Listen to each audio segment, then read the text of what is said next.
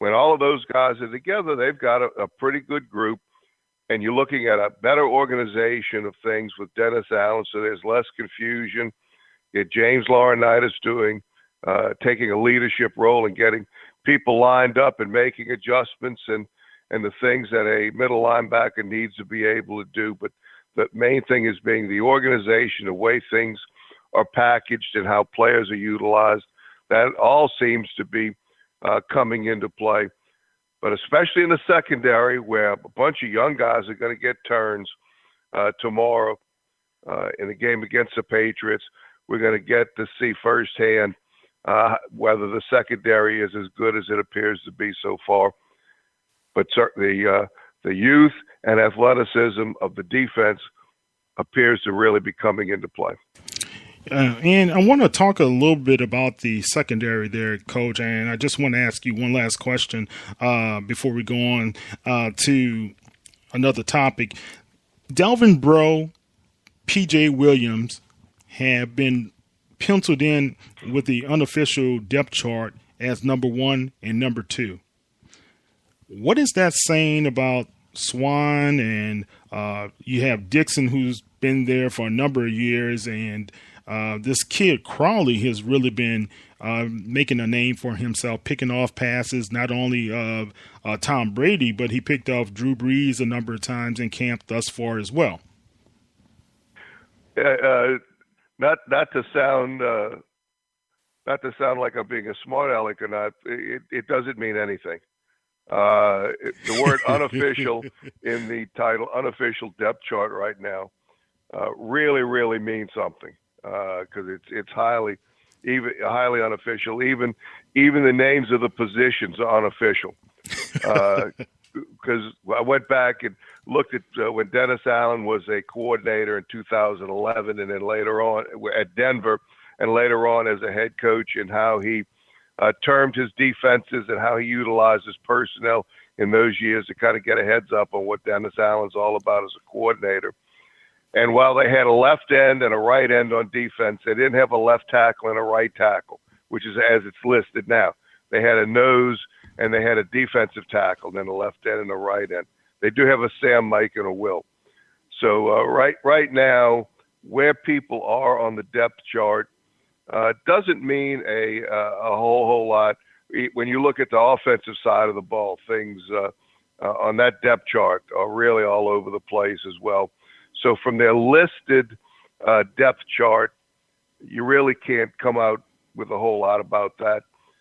And even tomorrow, it's going you're really not going to be able to tell a whole lot, because they're going to get starters with very few reps and replacements, or those from the middle and lower half of the roster. Those people really battling for roster positions are going to get most of the repetitions. So it's difficult to really go take what they put down as a depth chart seriously. I mean, we know Jarvis Byrd isn't going to play. I'm not certain how much Delvin Breaux is even going to play, because they certainly want to get a good look at P.J. Williams, Damian Swan. Crawley's going to get a ton of reps. Mm-hmm. Eric Harris is going to get a ton of reps, and those guys. So it's going to be a while before we can really tell what's what from the results, not only of what they list, which is a complete camouflage, because that's the other thing, is that in the entire preseason schedule, but especially the first preseason game, there's nothing that we're going to see tomorrow that we're going to see in the first game against Oakland. It's going to look like two different teams, not only personnel-wise, but scheme-wise. They're not going to show anything during the preseason that could possibly give anybody a clue what they're looking at doing during the rest of the season. So there's not anything that they list right now. I think I would look at highly suspiciously. Okay. And being highly suspicious, we have a lot of activity going on. The Saints made some transactions late last week, I would say. We brought in John Kuhn at fullback, and I understand Austin Johnson has been injured. So, Brendan, any thoughts about John Kuhn and what he can go ahead and contribute to the New Orleans Saints? One of the biggest things about Kuhn that I noticed in his time with the Green Bay Packers is he has a great ability to score at the goal line, something the Saints really haven't had at a back position as of lately, someone who can really power it through for a touchdown. And that really helps the red zone woes that we had last season as well. I'm not looking too much into it in terms of Kuhn making an immediate impact or anything that's going to be over the top. He's going to open up some running lengths for Mark Ingram. He's going to score some touchdowns in the red zone, hopefully. But outside of that, I mean, I think it's a good signing in terms of his offensive production in the red zone. But outside of that, I'm not really seeing anything that's making me jump up and down. Yeah. And, you have a lot of people who think John Kuhn is kind of versatile. He can catch out of the backfield, but he was a pretty good blocker as well in the backfield for Aaron Rodgers, as well as he did score some 1-yard plunges a lot of times, Coach. So, if people love him over in Green Bay, when you will hear them say, Kuhn, man, I'm waiting for the Who Dat Nation to erupt when he gets the ball, Yeah, he is a classic fullback, and Sean Payton loves using a fullback. He really kind of completes his scheme, having a player. Some of these no-neck guys like Kuhn is at 6 feet, 250 pounds. He just goes right from his head to his shoulders, and good blocker. Quite a good pass receiver, as you mentioned, a versatile player, and does a nice job in goal line and short yardage situations. So when you look at the tight end group and you look at Kuhn now, him being available right when the Saints really needed him, because Austin Johnson was quite a versatile player, a terrific pass receiver and a very good blocker, pretty effective running the ball short yardage wise. Kuhn may be a little bit better in that particular area, but him going down really could have left a void in what Sean Payton likes to do. But Kuhn being available, he was able to step right in, and he's listed as a starter, and he is. There's no question that he would be the fullback that would make the team right now. All right, good. Man, good news. Simone Manuel just qualified for the women's final. She was first in her semifinal heat. Very good. Awesome. Congratulations, Simone. That just happened, so you got it here on Saints News. All right, guys. Professor, when we look at the offensive side, when you look at the game on tomorrow, and we know Brandon Cooks is going to be a starter. We know what we have in Willie Snead. What are you looking for on that core, the wide receiving core, on tomorrow night? I'm just going to be looking at the backup, to be quite honest, because Cooks and Snead already established themselves, so I'm going to hear and see, what all the buzz has been about Michael Thomas, hopefully, for however long he plays, but really want to see who got the edge as far as number 4, and if the Saints keep 5 wide receivers between Jared Dangerfield, Brandon Coleman, and James Lamont, and the Speedster Lewis. See, because the Saints have a lot of young wide receivers now with Akeem Hicks being cut. Mm-hmm. So I thought that was pretty interesting. I thought that was pretty interesting, and you guys, you can chime in with us. He was one of the vets out there, and of course, we got Cooks a few years. We have Coleman, which he was a practice squad guy for his first year. We don't have a lot of depth. I would say veteran depth in this wide receiving core. Is this something we should be alarmed about? The game has changed now. I told you that offline. I said that's not going to work with Akeem Hicks. He's done. I'm not saying he can't come back, but I same thing I told you with Meacham. I was like, Lance Moore, who came up here in Atlanta for one day and was gone. The game has changed now, and the longevity of wide receivers.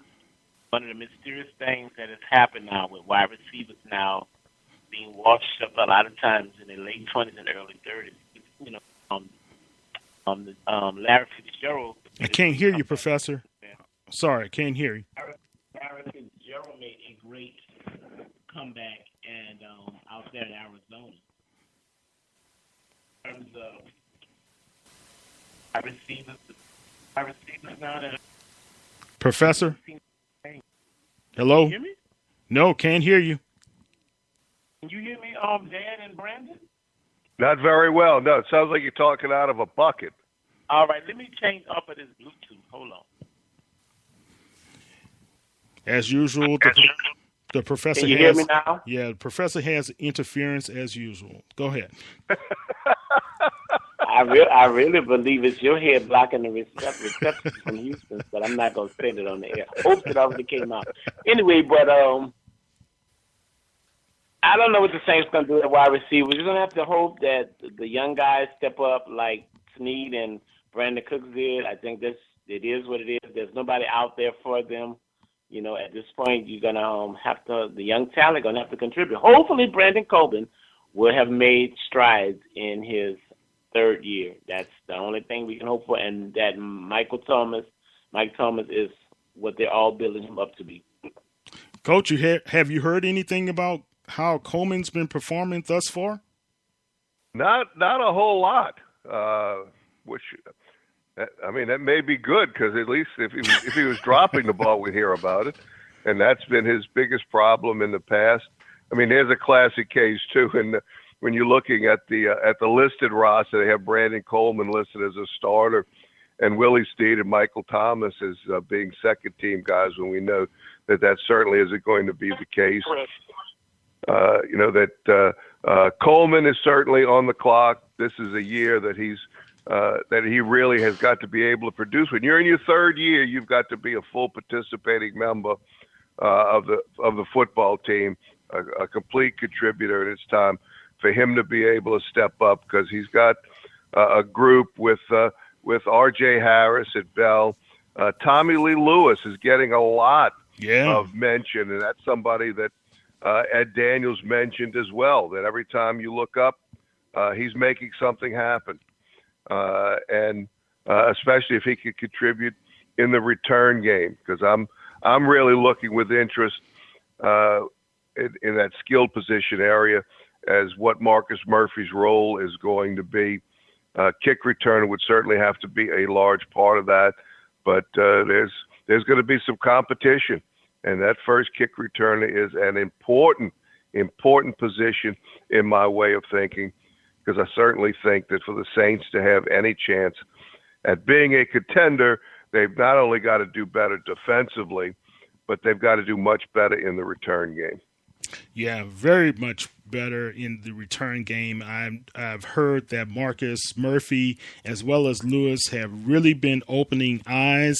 That young kid Lewis is fast, very, very fast. I think he is even faster than Cooks from some of the reports that I heard. So we shall see what's going to happen on the field. So Brandon, tell me, man, what are you looking for with the tight ends? We know Kobe Fleener is our guy, but this young kid, Rashawn Allen from Southern University, has been doing pretty well. And, Josh Hill has been very, very quiet.